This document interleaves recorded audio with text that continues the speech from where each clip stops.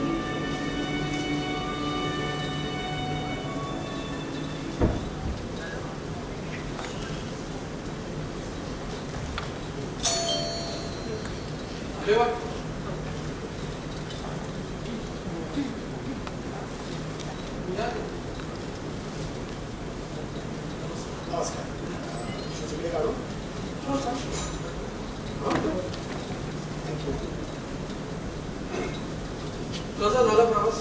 अगदी छान झाला. घर सापडायला त्रास नाही? काही त्रास नाही. अहो सुमेधाच्या आई. हा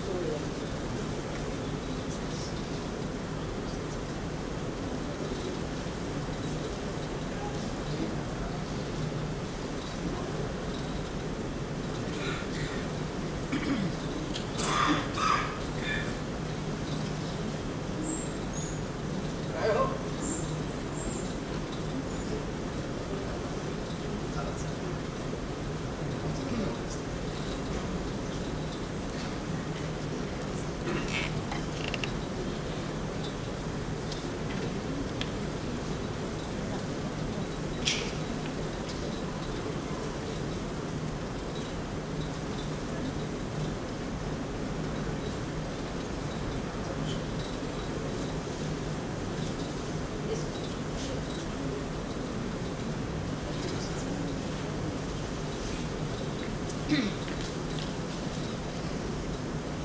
करून देतो. हा. ही माझी मुलगी सुमेधा नमस्कार. आणि ही सुमेधा. नमस्कार. तुम्ही दोघं बोलत बसा, मी जरा चहा पाण्याचं बस. तुम्ही चला.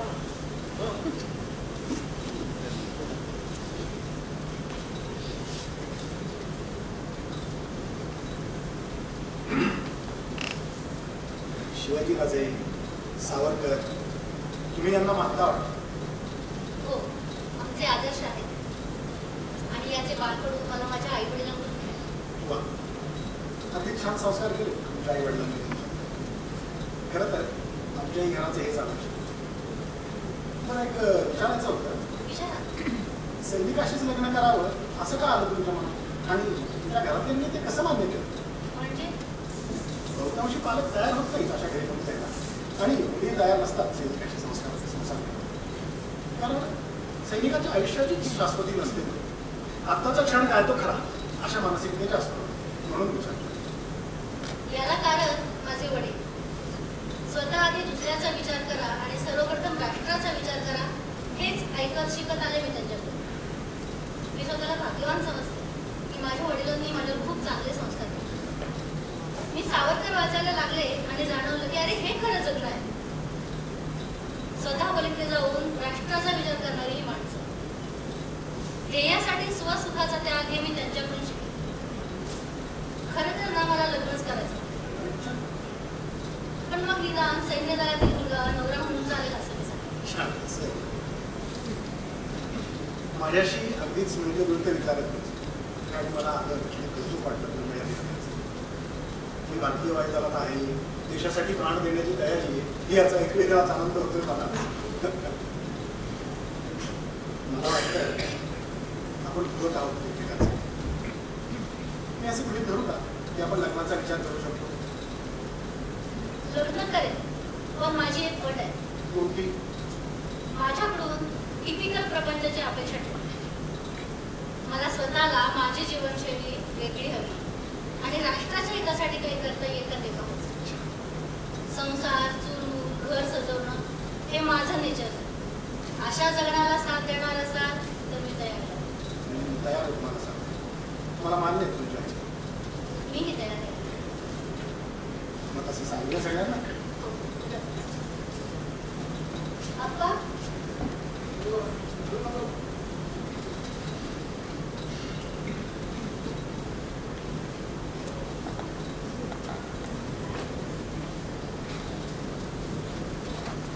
काय मुलं तू? काय म्हणणं आहे तुमचं? काय ठरवलं?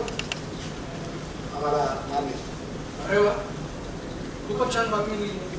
आता तुमच्या घरच्यांकडे लग्नाची बोलणी करायला यायला हवं. हो. काय का झालं ना मनासारखं?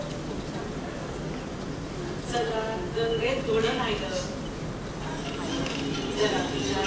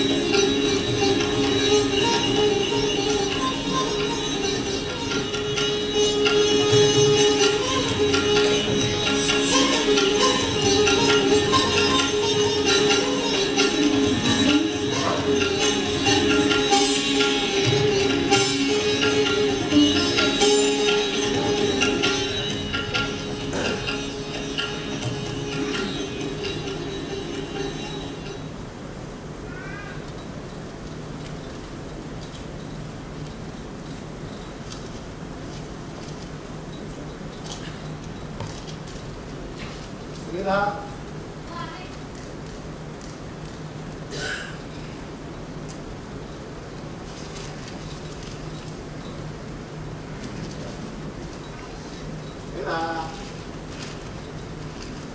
काय चालते काम काम काम ये बघू. ये बसायचं बस. बस.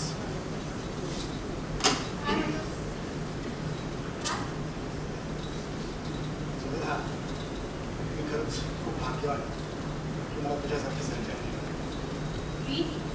मलाही मनासारखा जोडीदार मिळाला. आता माझी राष्ट्रासाठी काम करण्याची इच्छा मला नक्की होत ही मदत असणारच आहे तुला तुझ्या कामामध्ये. मी तर लागणारच आहे. योगेश, ऐक ना, माझी नोकरी करायची इच्छा आहे. मग कर की तू पाहिजेच का ना. हा म्हणजे मला जे काम करायचं आहे ना त्याची पायाभरणी करता येईल अशी एक संधी चालली आहे. म्हणजे नक्की कशा प्रकारची नोकरी. एका शाळेत मला वाटतं राष्ट्रप्रेम जागृतीचं काम नक्की करतं. मुलांना त्याचं महत्व पटून देता येईल. क्या बात. तुला योग्य वाटतंय ना. Then just go ahead. कधी जायचं कधी. उद्याच बोलवलं. All the best.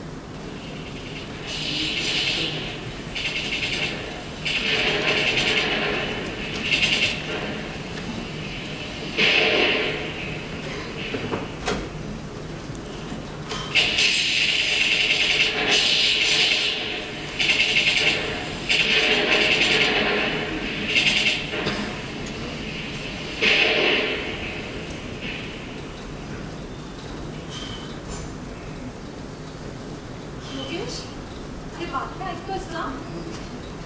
कारगिलला युद्ध सुरू झालं म्हणे. हो ना गं. पूर्ण वेळ तेच तर ऐकत होतो. आणि अशा या प्रसंगाला आपण तिथं असायला हवं होतं असंही खूप वाटून गेलं.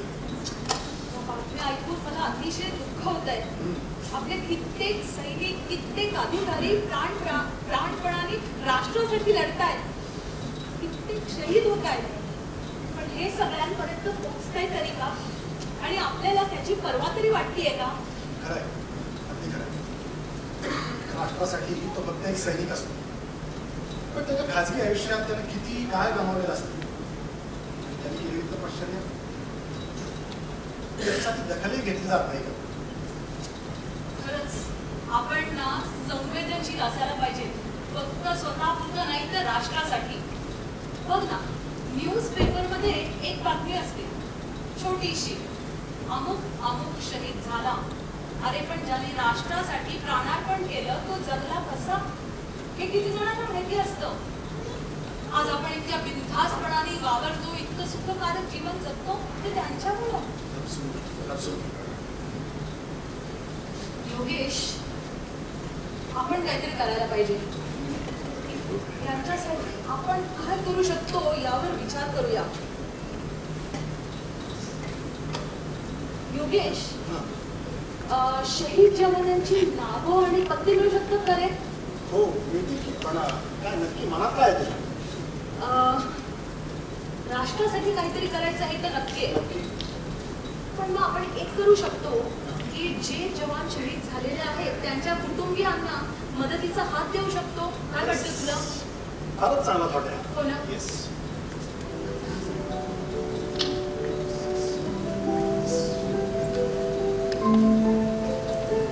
काही वर्षानंतर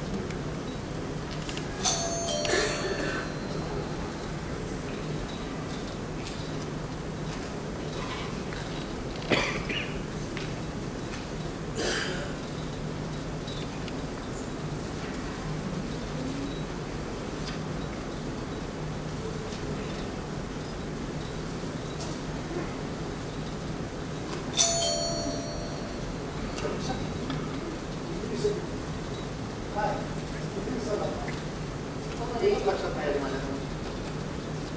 बसा.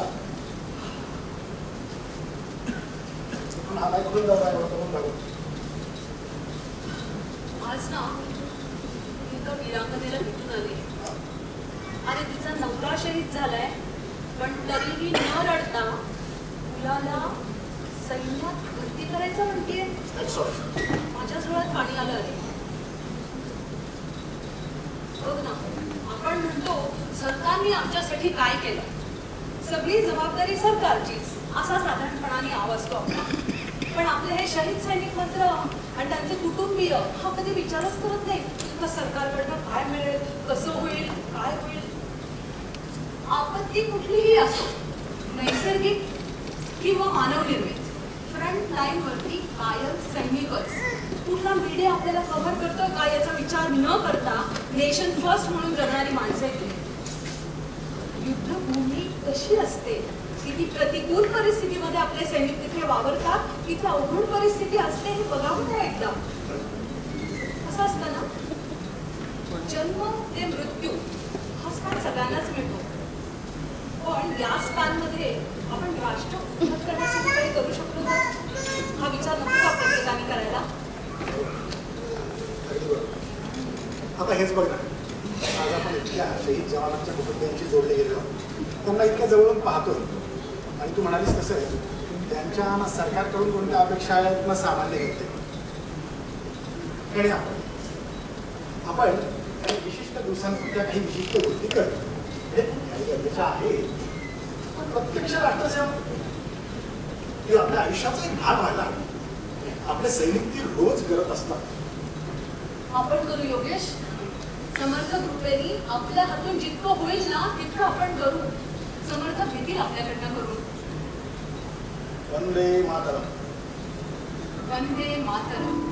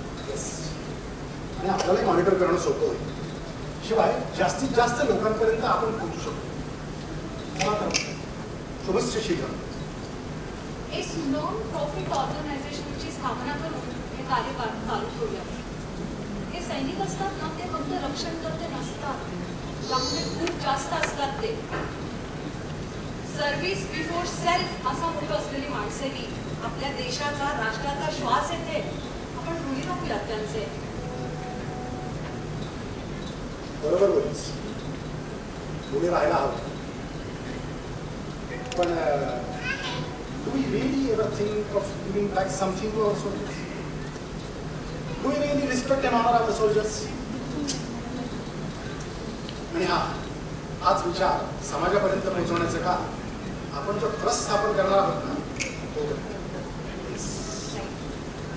आणि तिचं नाव असेल सिर्फ.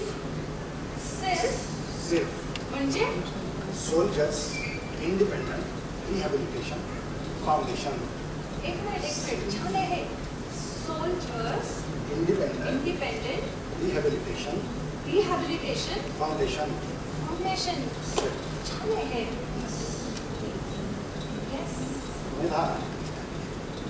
हे मला वाचाणता वेळ झाला आणि आता या चुकीला डोळ्यासमोर ठेवून समाज जागृतीचं काम आपल्याला या ट्रस्टद्वारे करायचं. आणि मला विश्वास आहे की यामुळेच आपण जास्तीत जास्त लोकांपर्यंत पोहोचू शकू आणि लोकही आपल्याला जास्तीत जास्त मदत देऊ करतील. करतीलच. पण सुनेला आपला फक्त हाच हेतू नाही बघ. आपल्या सैनिकांचा सन्मान करून त्यांच्या शौर्य जगासमोर मांडून त्याद्वारे आपल्या युवकांना सैन्यामध्ये भरती होण्यासाठी प्रोत्साहित करणं हा सुद्धा मुख्य हेतू आहेच ना. अरे हो, अर्थात. आणि मी तर शिक्षिका आहेच.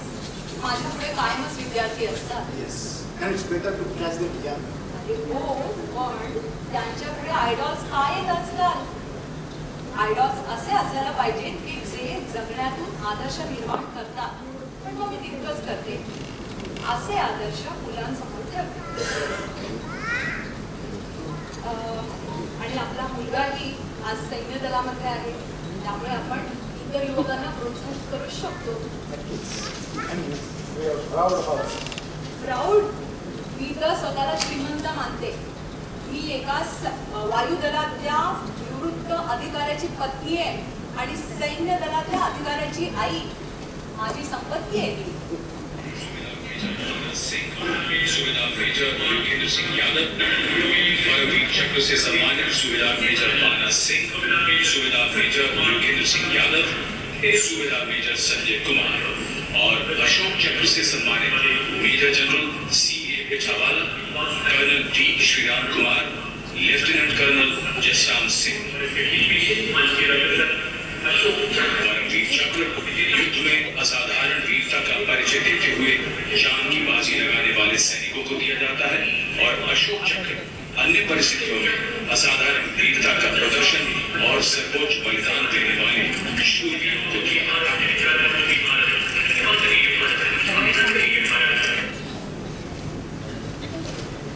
याच परमवीर चक्र विजेत्या ऑनरेबल कॅप्टन श्री बाणा सिंह, सुभेदार श्री योगेंद्र सिंह यादव आणि नायब सुभेदार संजय कुमार यांचं शौर्य समाजापर्यंत पोहोचवण्यासाठी सिर्फ एक कार्यक्रम आयोजित करतात. हा कार्यक्रम संपल्यावर तिघेही सुभेदार आणि योगेश यांच्यात घरी येतात. सिर्फच्या कार्याची विस्तृत माहिती त्यांना तिथे दिली जाते. राष्ट्रासाठी अजून कोणत्या प्रकारचं कार्य करता येईल याची चर्चा तिथे केली जाते.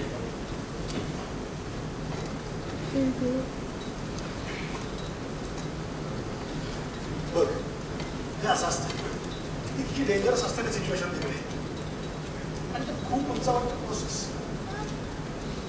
सुनेला काय अशी अस्वस्थ काय कालच्याच बोलण्याचा विचार करतेस ना? हो रे, राष्ट्रासाठी काहीतरी करेन म्हणलं, पण राष्ट्रासाठी काहीतरी करायचं म्हणजे नेमकं काय करायचं? मी एक शिक्षिका, मी एक साधी गृहिणी आहे. मी काय करू शकते? तुला काय सुचतंय? सुचत नाहीये मला, पण सुचेल बघू.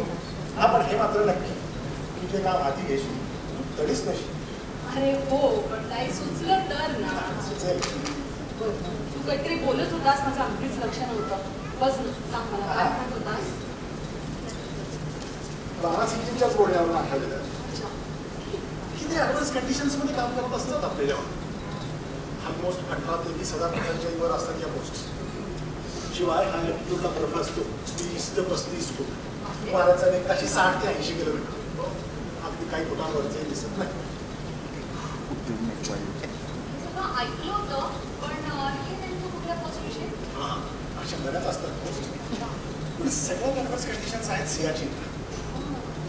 आणि त्यामध्ये तिकडे loss bite, memory loss, children, weight loss या आणि अशा असंख्य प्रॉब्लेम्सला फेस करावा लागतो.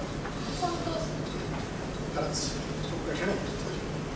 आणि ही अशा प्रतिकूल नैसर्गिक परिस्थिती कधी कधी ऑक्सिजनशिवाय जीवसुद्धा थांबवावा लागतो. हे जर मलाही माहिती नव्हतं तर सामान्य लोकांना कुठून कळणार ही माहिती? आयुष्यात थिअरी आणि प्रॅक्टिकल याच्यात खूप तफावत असते, हेच खरं. वास्तव ऐकलं ना की मग जाणवतं परिस्थितीची बाहेर. आजपर्यंत मला वाटत होतं ऑक्सिजन जगण्यासाठी आवश्यक आहे, पण आज मला कळतंय ऑक्सिजनला प्राणवायू का म्हणतात ते. आणि जिथे तो नसतो, जिथे त्याची कमतरता असते, तिथे तर तो अक्षरशः मौल्यवान आहे. हे आज बघतंय मला. म्हणजे सीमेवर लढणाऱ्या आता कळला असं. अगं योगायोग बघ, कालच माझ्या एका मित्राचा फोन आला. त्याचा मुलगा सध्या सियाचीनला पोहोचतोय. अरे बापरे, सियाचीनला खूप भयानक परिस्थिती. हो ना. आणि तो म्हणत होता कशाही प्रतिकूल परिस्थितीत आपली जवान राष्ट्राचं रक्षण करतात. आपलं तर डोकं शून्य झालं हे ऐकून. आता तर काहीच सुचत नाहीये. एक काम मस्त कॉफी करतो, कॉफी करतो आणि मग तो विचार. येस प्लीज कर.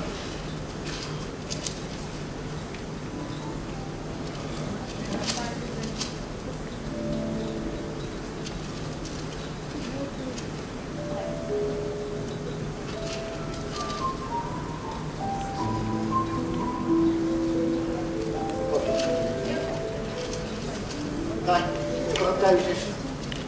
विशेष नेहमीच सगळं की खून मारामाऱ्या आणि ते बघ कसं मोठ्या मथळ्याखाली देतात. अगं म्हणून तर चालणार नाही. असो जाऊ दे. काही सुचतंय का? अरे एक मिनिट, ही बातमी बघ. कोणती?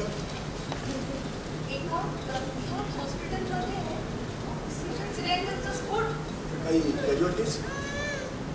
हे दिसत तर नाहीये, पण किती हा काही जबाबदारपणा. कठीण आहे एकूणच.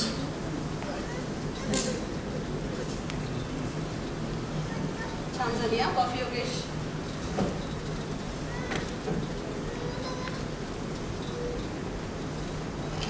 योगेश, तुला आठवतं बाणासिंगांना मी म्हटलं होतं की राष्ट्रासाठी मला काहीतरी करायचंय. त्यावर ते म्हटले होते क्या कर सकती हो. हो, त्यावर तू उत्तर दिलं होतंस, जान भी दे सकती हो. त्यावर ते काय म्हटलं आठवतं? काय? ते म्हटले होते दे सकती हो तो सांस दो, जान नहीं.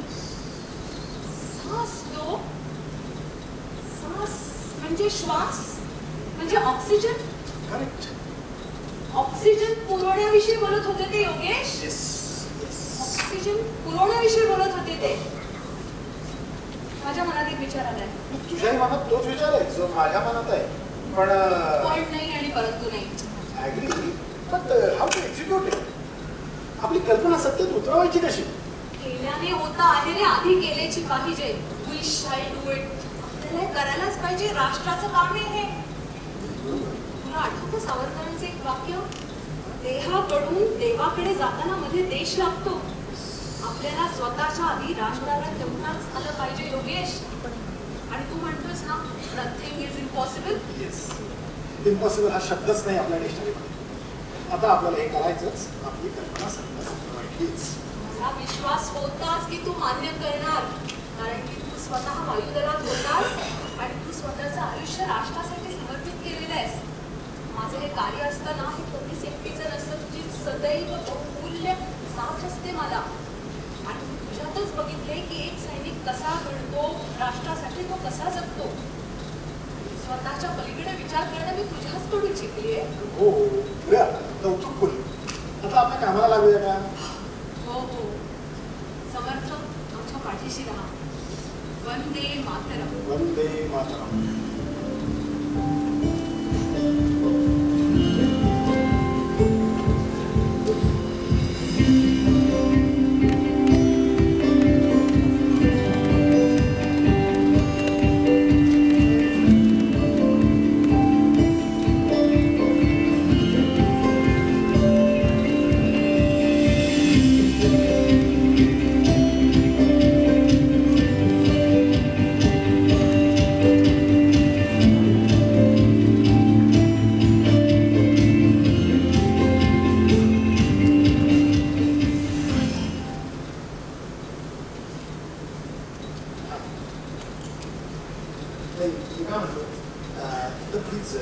प्रोजेक्ट फाईल नजरे खालून घाला प्लीज. आपल्या जवानांसाठी खूप महत्वाचं आहे आपल्याला. Yes please. हो, मी पुन्हा कॉन्टॅक्ट करेन तुम्हाला. थँक्यू. कुणाचा कॉल होता योगेश? मला सीएचओमध्ये ऑक्सिजनचा पुरवठा करायचा ना जवानांसाठी, त्याविषयी बोलत होतो एकाशी. सोपं नाही आहे.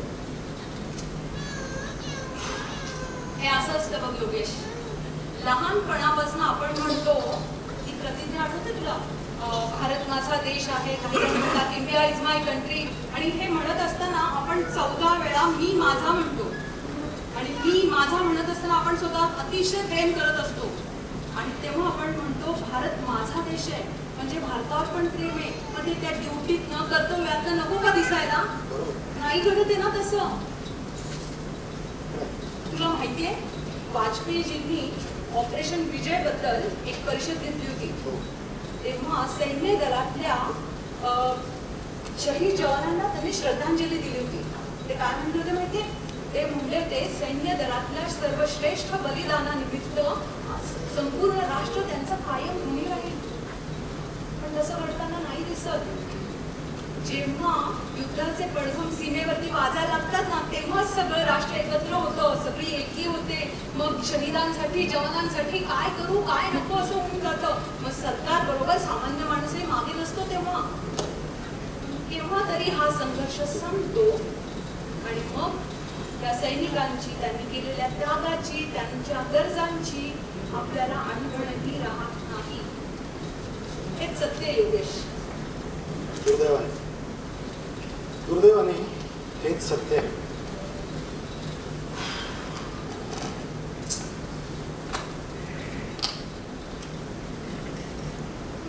हा, तसं मी बऱ्याच जणांशी होतो आणि हे सगळं सोडून देऊ.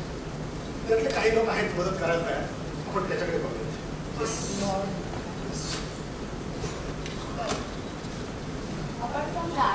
तुला एक सांगायचं होतं की मला काय वाटतं आपण असा पुरेसा ऑक्सिजनचा पुरवठा डायरेक्टली कोणी नाही करू शकणार आहे. त्याऐवजी जिथे गरज आहे तिथे जर आपण ऑक्सिजन प्लांट करू शकलो तर जास्त उपयोगी होईल. आणि ऑक्सिजन प्लांट बरोबरच ऑक्सिजन रिफिलिंग युनिटही उभारूया, म्हणजे आपल्याला आपल्या जवानांना पुरेसा ऑक्सिजन देता येईल. काय म्हणतो? Perfect. Perfect. This will work. Yes. Sumedha, यासाठी लागणारी मशीनरी, टेक्निशियन्स, मॅन पॉवर, येणारा खर्च, मुख्य म्हणजे लागणारी जागा आणि परमिशन, या निगडीत सगळ्या गोष्टींचा विचार करायला हवा. We don't have knowledge as well as technical or scientific background. हो रे, पण ज्यांनी आपल्याला ही कल्पना दिली ना, तेच हे प्रोजेक्ट आपल्याला कम्प्लीट करायला मदत करणार. आपल्या पाठीशी स्वामी आहेत. स्वामी मदत करा. जय हिंद.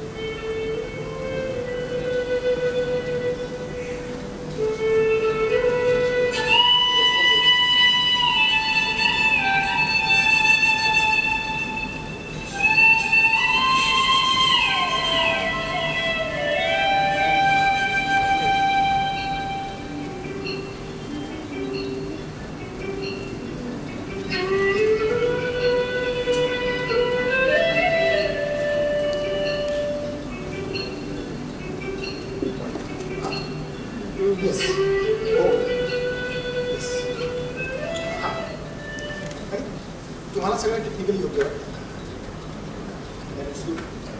हो, बाकी सगळं भेटून बोलूया. Yes, thank you. सुमेधा, माझं टेक्निशियनशी बोलणं झालं बरं का सर? Yes, good. आणि अजून कशावरती काही चर्चा होती?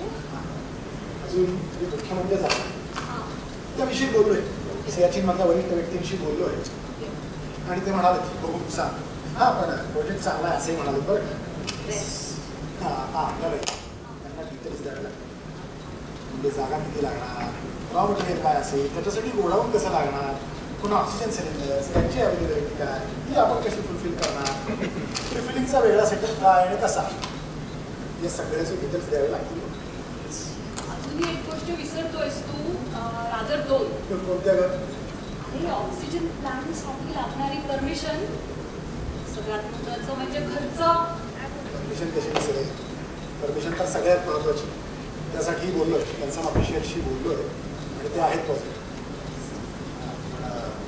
खर्चाचं म्हणशील तो मात्र अफाट अफाट. ठीक आहे, होईल काहीतरी बघू. तोपर्यंत शक्य तितक्या गोष्टींची पूर्तता करू.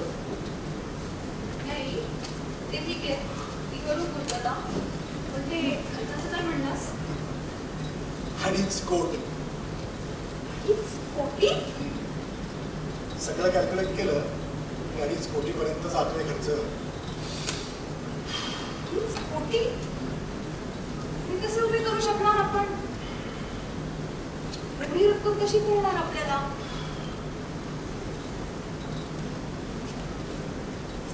नाही पण तू धीर सोडू नकोस. निघेल काहीतरी मार्ग. तसं आणि मार्गाचे निघेल मार्ग आले. आणि योगेश, मग आपण स्वतःपासून सुरुवात करू ना, तेव्हाच इतरांना काहीतरी सांगू शकू. तोच मी वाटतो सर. एक मिनिट का?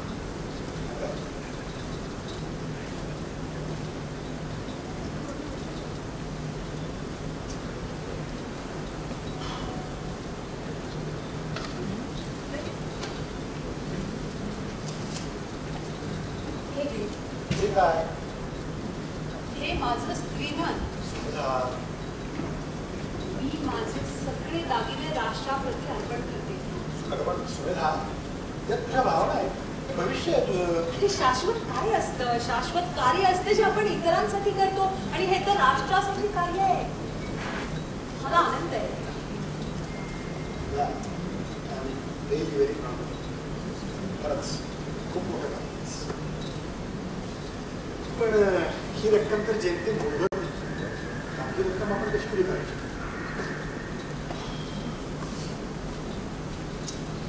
लोकांना जोडून घेतलं तर म्हणजे मला काय वाटतं, आपण हा उपक्रम लोकांपर्यंत पोहोचवायला पाहिजे. त्यांना सांगितलं पाहिजे याचं महत्त्व. लोकांना आपण सांगूया की ही राष्ट्र कार्य करण्याची एक उत्तम संधी आहे. राष्ट्रसेवा आहे ही. मला विश्वास आहे नक्की मिळेल चांगला रिस्पॉन्स. तुला वाटतं याचा उपयोग होईल? आणि हो, नक्की होईल. आणि नाही उपयोग झाला तर बघता येईल पुढे. प्रयत्न तर करून बघूयात ना. ठीक आहे, let's try. Keep our fingers crossed. ही लागते कामाला. I am always busy.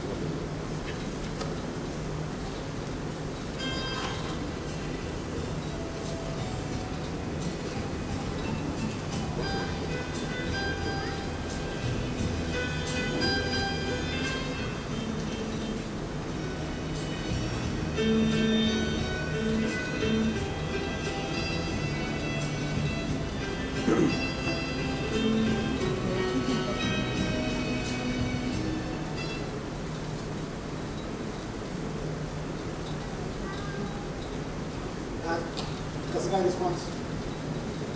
ठीक आहे, पण लॉंग वे टू गो. आणि बरोबर आहे ना रे, लोकांनाही वाटायला पाहिजे ना की आपण एवढा मोठा प्रोजेक्ट करू शकू.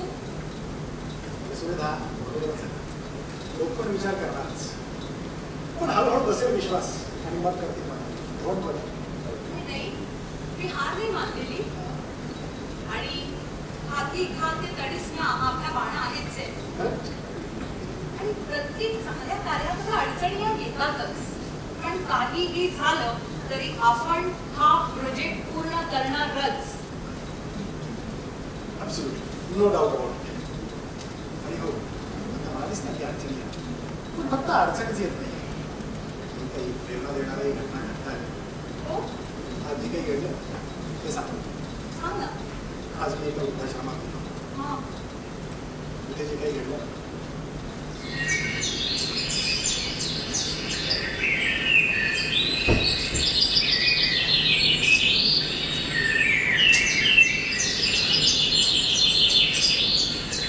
जरा भेटायचं होतं. बोला. मला पण सैनिकांसाठी काही करावंसं वाटतंय. हो, तुम्ही आशीर्वाद द्या. तोच खूप मोलाचा आहे आमच्या कार्यासाठी. आशीर्वाद आहेतच हो. पण हे घ्या, काय हे? माझ्याकडून छोटीशी मदत. नातवानी दिले ते खाऊसाठी, पण तेवढे देते 22 रुपये फक्त. पण तुमच्या नातवाने तुम्हाला खाऊसाठी दिले ना, तेव्हा तुमच्याकडे होतील कधी कधी. नको नको, मला कशाला लागताय नका ते. मी राहते वृद्धाश्रमात. तिथं खायला प्यायला सगळं असतं. पण तुम्ही सांगितलं ना मगाशी, आपले सैनिक सीमेवर आपल्या जीवावर उदार होऊन लढतात, आपल्या घरच्यांपासून दूर राहून. मग मी कसे पैसे खर्च करू होते? बरोबर आहे तुमचं, पण केव्हा तुमच्याकडे असू नको, राहू देत तुमच्याकडे. कमी आहेत म्हणून घेत नाही का? असं कसं? राहू दे. तुम्हाला माहित नाही किती मोठी आहे रक्कम, आणि कोटीपेक्षाही जास्त आहे. तुम्हाला माहित नाहीये तुम्ही काय केलं. तुमच्या कार्याला खूप महत्वाची ही मदत. तुमच्या कार्यासाठी मला द्वार वंदन.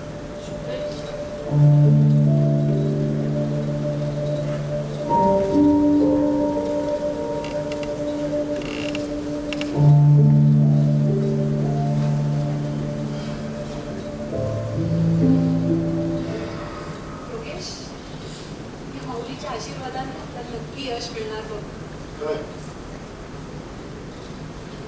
मीही स्त्रियांची बोलले. आपल्या शहीद सैनिकांच्या काही बघती आहेत ना, त्यातल्या तिघींनी आपल्या 1-1 महिन्याचं पेन्शन देऊ केलं आहे.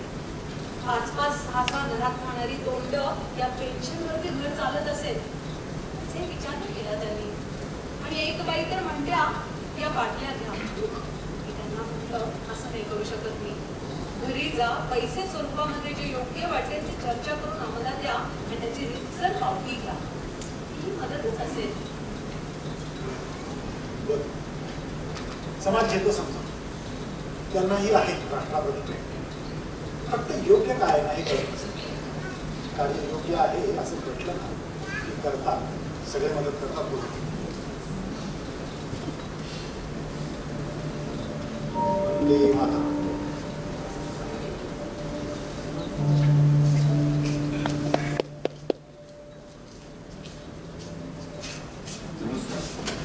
आजच्या ठळक बातम्या. आज आपल्या भारत देशाच्या मुकुटात एक मानाचा तुरा रोवला जातोय. पुण्यातील एक सामान्य कुटुंब आणि त्या कुटुंबातील एक शिक्षिका गृहिणी यांनी श्वासाचा ध्यास घेऊन त्यांच्या कुटुंबाच्या मदतीने आपल्या सर्वोच्च उंचीवरील रणभूमी सियाचीन, जिथे प्राणवायूची कमतरता आहे, तिथे ऑक्सिजन जनरेशन प्लांट आणि रिफिलिंग प्लांट प्रस्थापित केला आहे.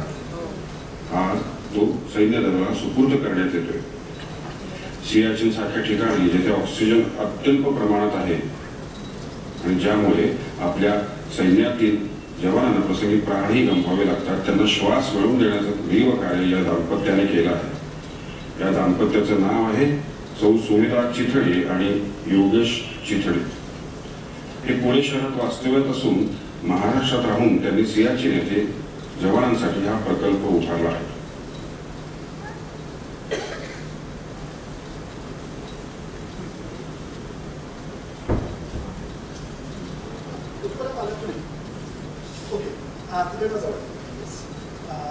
थर्ड लेफ्ट तिथे आल्यावर तुम्हाला प्रोव्हिजन स्टोअर दिसेल, त्याच्या बरोबर समोरची. येस,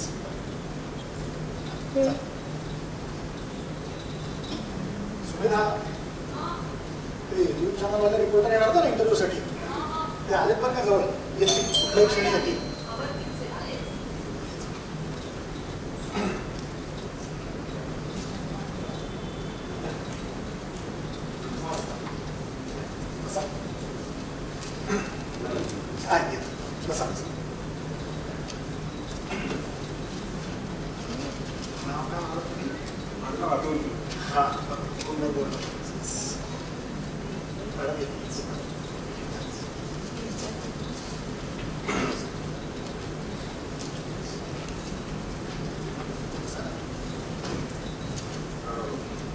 कार्यावर जाणून घेतलं तर त्यानिमित्ताने आमच्या कार्यक्रमासाठी तुमची मुलाखत घ्यायची. Camera ready? ओके. असे जगावे दुनियेमध्ये आव्हानांचे राहून अत्तर, नजर रोखुनी नजरेमध्ये आयुष्याला द्यावे उत्तर.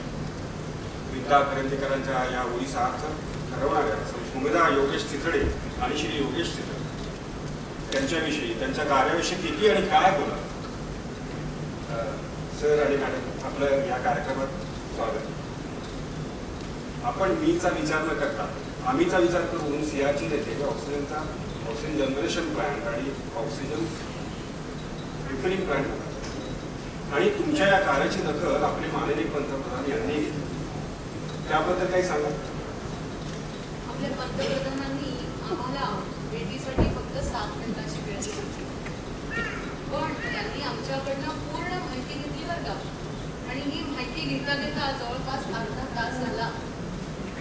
आणि या भेटीच्या शेवटी त्यांनी विचारलं, अभी आपके बेटे का पोस्टिंग कहाँ पे है. गेली मोठी माणसं बघा कशी आपल्याविषयी अपडेटेड असतात. मी त्यांना नमस्कार करण्यासाठी वागलो, मला खांद्यावर धरून उठवलं आणि म्हणाले, आप कभी झुकना नहीं किसी के साथ, आपने राज्य के लिए बहुत बड़ा कार्य किया. असं उत्तुंग व्यक्तिमत्व. असा नेता होणे नाही. बरं, आमच्या या मेळ्याच्या माध्यमातून तुम्ही प्रेक्षकांना काय सांगू शकाल? आपल्याला जर आपल्या देशाला उंचीच्या राष्ट्रांच्या यादीमध्ये बघायचं असेल ना, तर प्रत्येकाचं योगदान आवश्यक आहे. मग ते कौशल्य स्वरूपात असू दे, आर्थिक स्वरूपात असू दे किंवा कष्ट करा. हे योगदान करताना आहे ना, विचार करू नका की मला काय मिळतंय, हे देशासाठी आहे. हा देण्याचा संस्कार फार महत्वाचा आहे. हा संस्कार आपल्या सैनिकांमध्ये असतो. त्यांनीच आम्हाला प्रेरित केलं प्रत्येक कार्य करण्यासाठी. आम्ही त्यांचे सतत ऋणी असतो. त्यांच्यासाठी 4 ओळी म्हणायला आठवतो. वेद मंत्राहून आम्हा वंद्य वंदे मातरम. माऊलीच्या मुक्ततेचा यज्ञ झाला भारती. त्यात लाखो वीर देती जीवितांच्या आहुती. आहुतीने सिद्ध केला मंत्र वंदे मातरम. वंद्य वंदे मातरम, वंद्य वंदे मातरम. योगेश, सैनिकांविषयी 2 शब्द तू सांगशील? खरं तर ना, 26 जानेवारी, 15 ऑगस्ट किंवा अशी ऑकेजन्स डोळ्यासमोर ठेवून आपण राष्ट्राचं, आपल्या सैनिकांचं स्मरण करणं काही योग्य नाही. जर आपला जवान सीमेवर उभं राहून वर्षाचे 365 दिवस 24 तास देशाचं रक्षण करतो, आपण त्यांचं स्मरण कायम ठेवत आहोत. कायम ठेवत. तुम्ही नेहमी म्हणता की सावरकरांचं एक वाक्य आहे, देहाकडून देवाकडे जाताना मध्ये राष्ट्र लागतं. पण मला असं वाटतं की या देहाकडून देवाकडे जाताना देशात देव माणसंही भेटतात. सो मला असं वाटतं की तुमच्या आपल्या कर्तव्याची एवढंच काय दिलं. योगेश सर, सुमेधा मॅडम, तुमचे खूप खूप आभार. तुम्ही मला आम्हाला माहिती दिली तुमच्या कार्याबद्दल. एक विनंती करू एकत्रितरित्या. 1, 2, 3. वंदे मातरम.